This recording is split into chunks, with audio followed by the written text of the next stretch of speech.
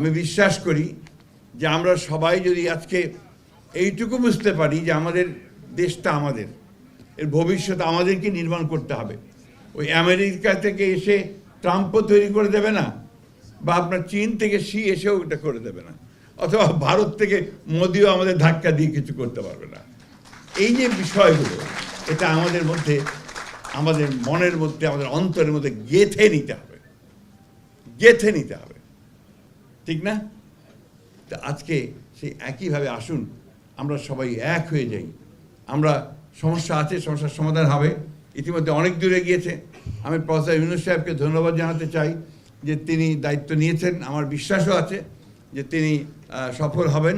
আমরা আসুন আমরা সবাই মিলে তাকে সাহায্য করে, আমরা নিজেদেরকে সাহায্য করে আমরা শান্তি। তবে একটা কথা খুব জোর দিয়ে বলতে চাই, গণতন্ত্রের কোনো বিকল্প নেই এবং গণতন্ত্রকে চাপিয়ে দেওয়া যায় না। ইট ক্যানট বি ইম্পোজড। আপনি আমার উপরে চাপিয়ে দিলেন তা দেওয়া যাবে না। এটাকে চর্চা করতে হবে, প্র্যাকটিস করতে হবে।